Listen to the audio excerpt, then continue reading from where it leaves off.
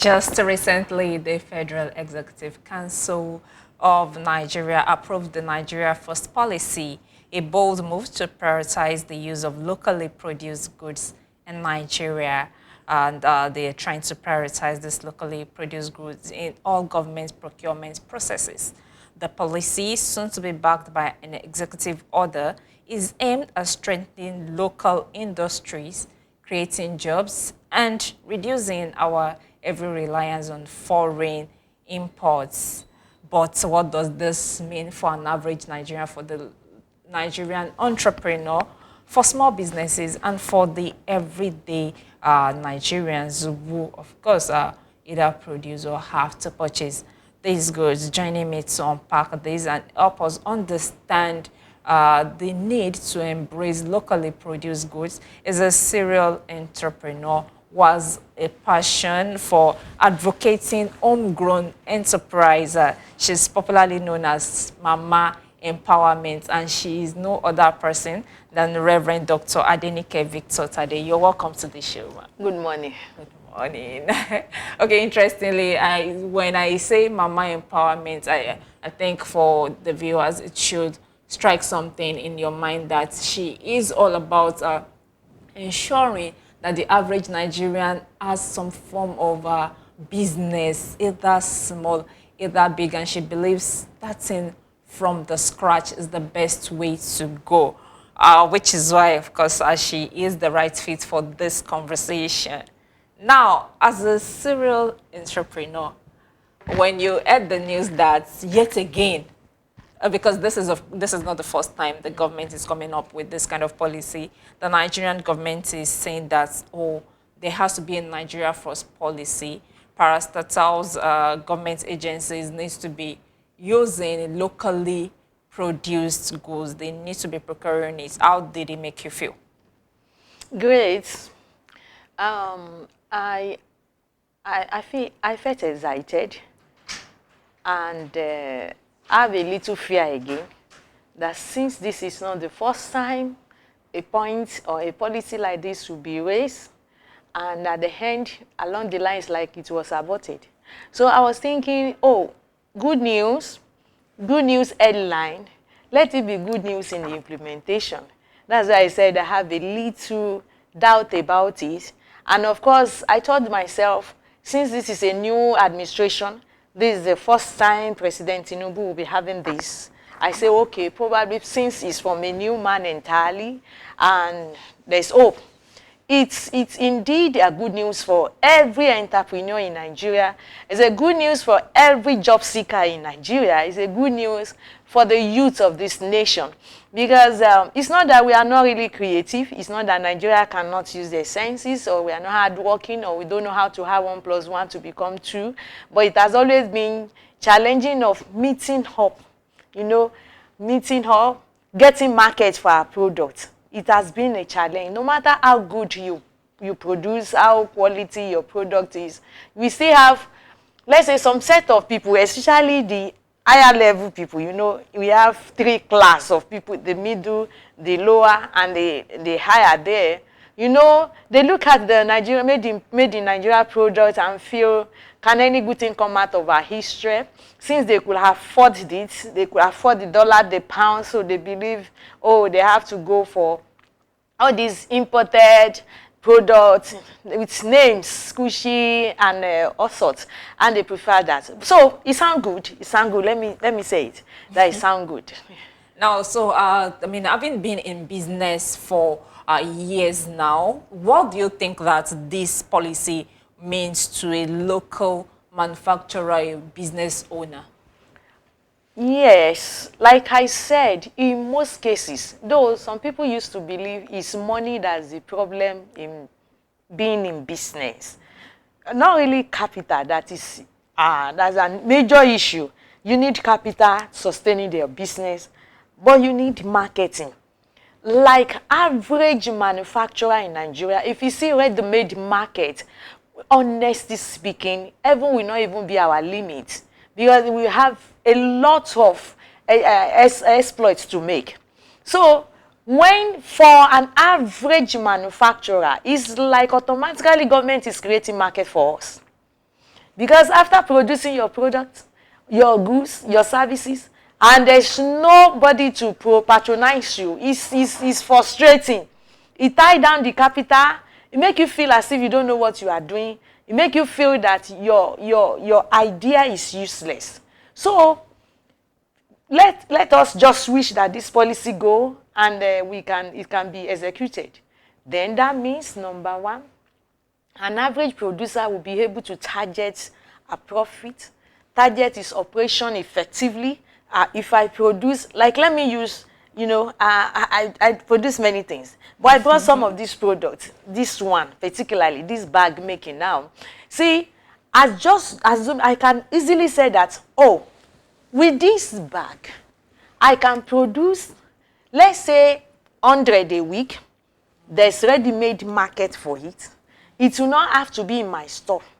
So if I have 5 staff in my office, in my factory before, now that this policy have come, it is telling me my market is going to increase. I will have to employ additional, let's say, 5 staff to start it, making 10. You see how the effects is going gradually. For me, the manufacturer, my product will now be more in the market, and there will be consumer of my products. It won't be I produce and I have to store them in the store and be praying when market will come. Now, people now know that they have to patronize the locally made product. That automatically give me confidence that I can go into more production, increase my production line, and therefore I will increase the staff. And from there, job creation are setting. From there, there will be even high GR increase in the state and in the country entirely. From there, the passion for looking for dollars to exchange for people, the dollar, the desire for dollar will reduce. And when that won't happen, Nigeria currency will have more value.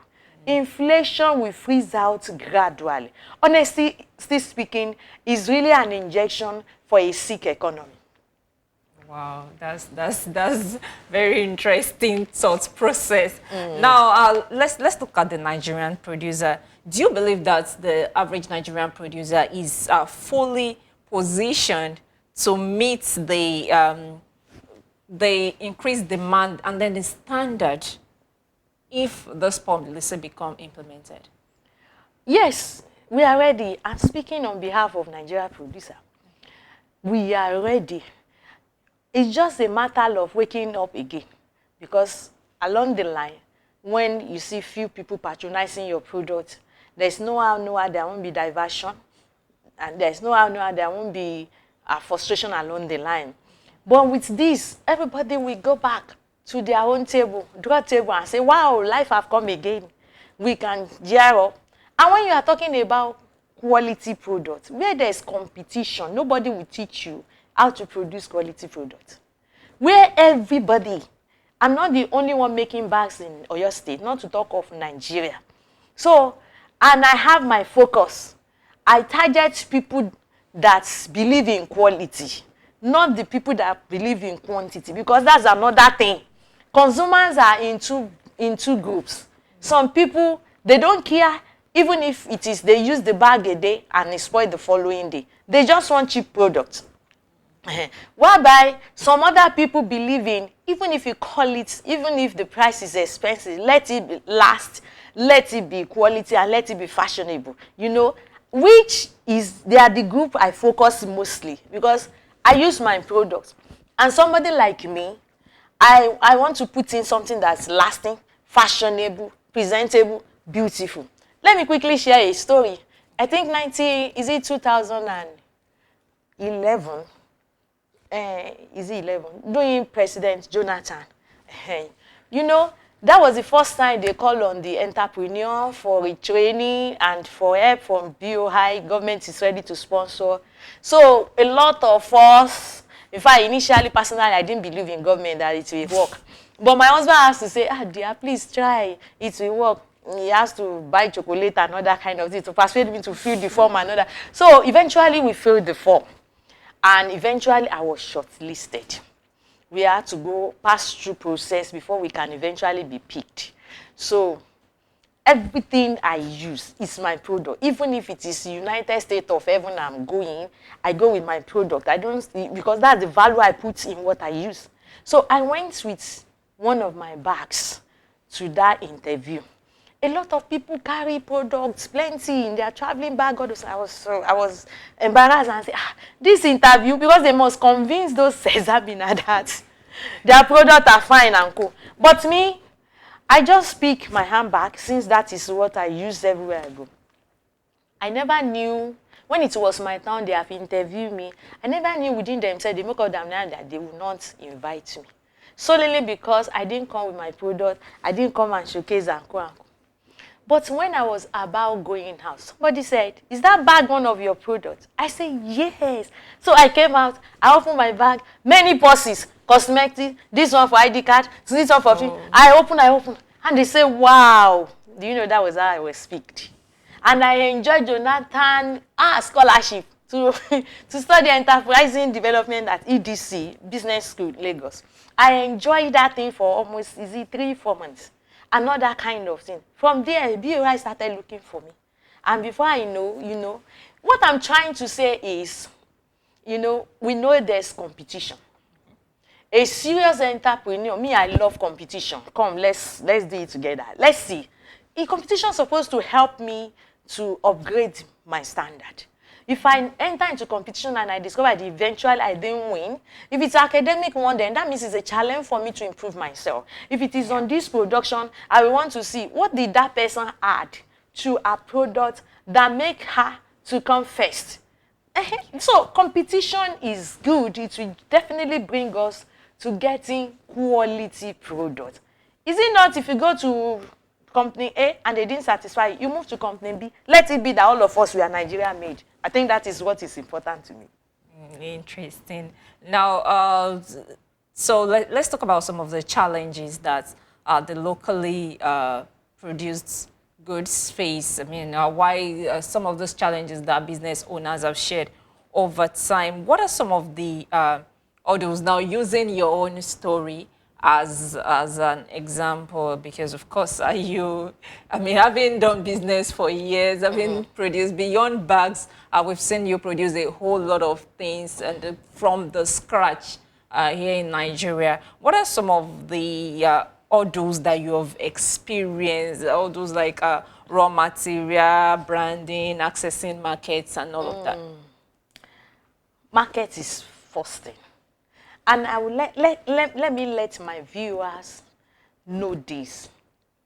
Even the youth that we are looking for employment for them, they are not dollar. They are calculating youth. They have IQ. They are creative. See, if you tell an average youth, you just produce, I will help you to sell. I'm telling you, things will change. You just produce, I will help you to sell. Starting from even agriculture, you just go and plant corn. Plant 1 acre for me. Let's negotiate. And honestly speaking, you will see them in the farm because they have hope. So marketing is is #1 problem that manufacturers have in Nigeria. How to market our product. You see farm, I bring in farm too since I'm into the farming. See, if I'm sure my tomato will not be rotting in the farm, if there's a ready-made buyer, I will go there with all my zeal, put all my energy. Even if it is the money for my feeding, I will go extra and get it. Even the person that wants to borrow me money will be cheerfully ready to borrow me the money. Because there's future. They are not in darkness. So marketing, that's #1. When there is market for what we are doing, there will be finance houses that will be ready to sponsor. So I don't want to see finance houses as a problem. Now, but when we talk about finances again, there are some commercial banks. Commercial bank generally, 35%, 40%. What has that one become? How would that one help my business to grow? When I'm going to make, let's say, 25% on my profit, and you are ready to collect 45%. That's the second point now I'm saying. That is finance houses, commercial banks. They're supposed to finance industries to make them grow. They are not there. They are frustrating. The interest they put on the loan is too high. As manufacturer, we put 10%, you know, 5%. If I see 5% on this, I will be okay. If I see this thing. Now, bank, where I went to lend or borrow money, they are asking for 45%. That is a loss already. So, instead of commercial banks to be helping industries to grow, they are demoting, they are not helping. Making the second point. Then workers. Integrity to see staff. In fact, I'm even thinking about getting, if I can afford a AI. No. But honestly speaking, a reasonable manufacturer will be thinking about getting a robot to be in the manufacture, the factory. You press this, cut my leather for me. And honestly speaking, because integrity, getting in the people, staff with high integrity is lacking in this generation. You have to monitor every step to ensure that the leather, 10 years of leather are put, they're supposed to produce 10 bags or 50 bags, eventually produce 50 bags. If not, something could happen along the process. So we're having challenges with staff. And I discovered something. It's not even about how much you pay. That's another thing. How much you pay doesn't bring efficiency and integrity. If they are used to stealing, there's no amount to give them a salary that reduce or remove stealing from them. Are being reliable. Then you see them too. They want to become like you overnight. I've been in this business for 30 years. Anybody you employ, for the past 5 years now, the KC is increasing. Anybody you employ as a staff want to become Phoenix, Mama Empowerment, under 5 seconds. They are not ready to learn how to be successful in life, and this affects our production. It affects our production. I think I've talked about the marketing, and I put it in sequence. The marketing, we have also the finances, our commercial banks. And when you go to some of our industrial banks, Bank of Industry, sorry I have to say this, the bureaucracy too in getting the loan, you can apply for loan. They will give you 9%, 1 digit. They will give you, they are the easier one, they are trying their best. But the time factor, by the time you put your business plan before their table, you may not get that money until next 1 to 3 years. Inflation has catch up. Companies have died before that you get that loan. You can see now, if Bank of Industry too can remove that bureaucracy that under 3 months, whatever checking they want to do, because they will say they are checking creditability, and all those kind of things. Even regardless of creditability, how many people are still collecting that loan and are still paying? Because already they have passed through when they needed that money was not forthcoming. So at the end, when the money comes, that their plan may not be realistic again. There are some bitter truths along what we are doing. I say I need 50 million. I gave you a business plan. You went through it for almost 1, 2, 3 years. Inflation has catch up with it. At the end, I couldn't buy enough machine needed to realize the excess. You know all these things. And of course, we have some individual that want to give out the money to support. They have the money. And they felt, oh, they need to help this young chap coming up that can assemble this furniture. You know, we see ladies assembling furniture. I love it. I love that creativity. And then I say, oh, this lady, I want to help you. I'm giving you my 50 million. Let's sign an agreement again. You will see this lady eventually not paying the money. So you see it now. So we live in a complex world where each person, we should help ourselves to make Nigeria better. Okay. Now, let's look at the perception that foreign goods are better, because the average Nigerian still believe that mindset that, oh, no matter what you say, I still feel like foreign goods are better because for some reasons, they just feel like you should buy your products. There are still Nigerians now who would prefer, as high as the exchange rate is, they'll still prefer to buy using the exchange rate than buying from the local Nigerian markets. Now, how do we begin to help people's mindset shift from this perception? There was a time I traveled to Singapore. Any outside country I travel to, I will go for bag shopping because I want to compare their bags with my bags. So this time around, I went to Singapore. I bought the bag within 2 days. Right when I was still in Singapore, the bag turned. It's mentality. Let me put it in percentage. Of course, we will see some of our co-manufacturers that they only want to make money quick. And it's not their fault.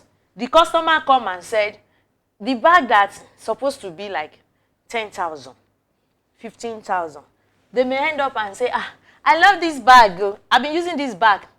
When I produce any bag, I use it for myself for a while to really know where to change, amendment to make. I've been using this bag for almost 5 years, and I've not amended anything there, this bag.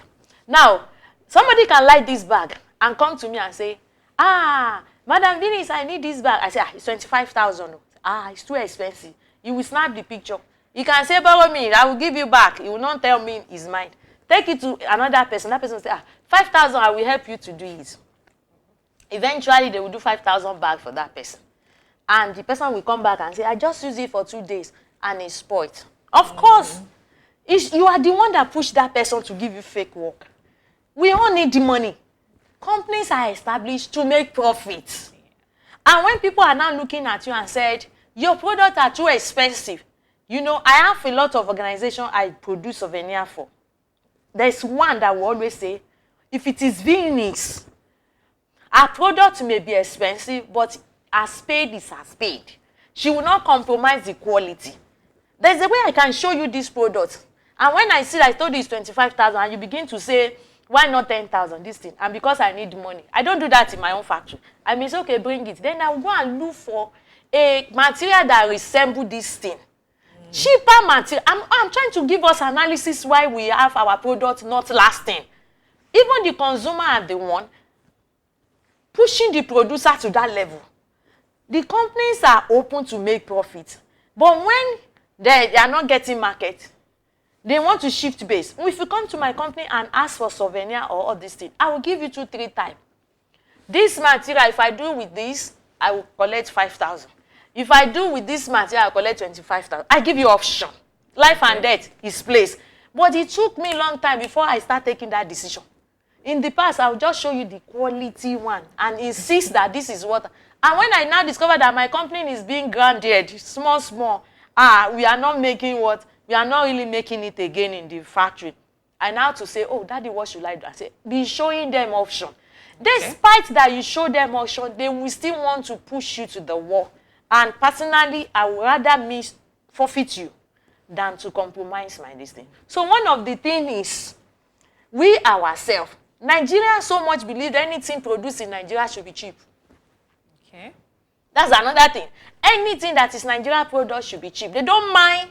So far you call it squishy, just write that. See our brother from Aba.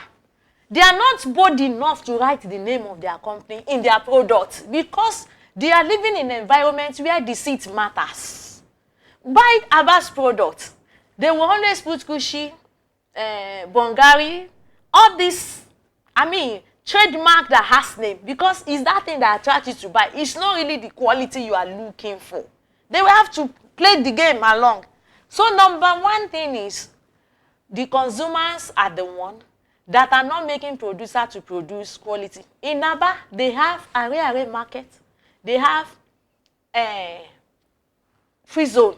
Yes, they divided the market into two. So when you want cheap products, you see where you can go.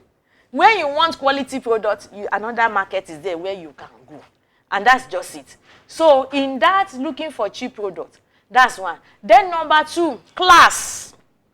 Our people believe that as a lady, you go out, the other ladies size you up, they see you from up to down, the kind of wig and everything you put on, to them shows that you are a big lady. Class. So when we are talking about using Nigeria products, big girls will not use The big madam, they will not use Nigeria product because they want to show that they are high level.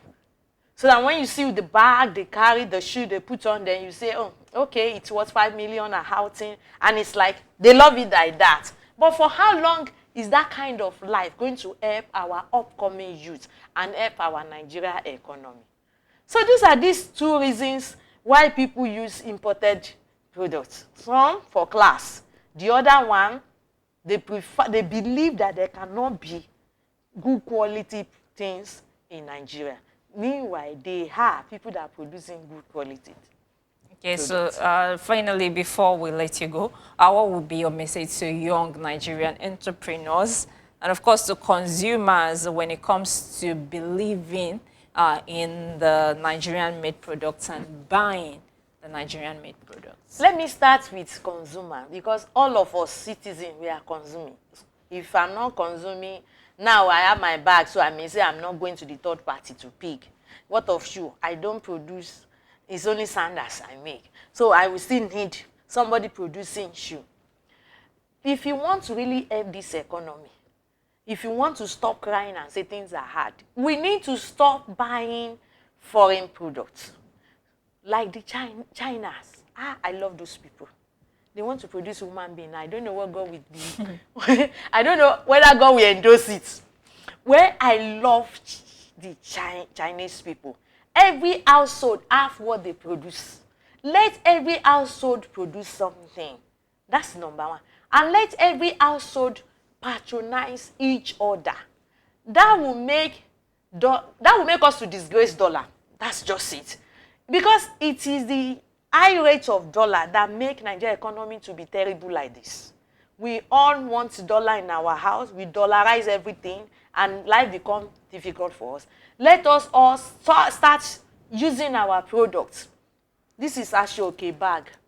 If I don't tell, I discussed with you, I say it's Ashoke. You say, wow! Because you didn't know it's Ashoke. You know, this is Ashoke. Let's patronize.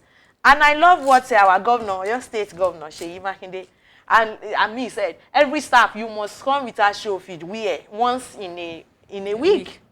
So before you know, Ashoke now we reduce, the price will fall. That is another thing. The price will fall because there will be no competition and there will be market.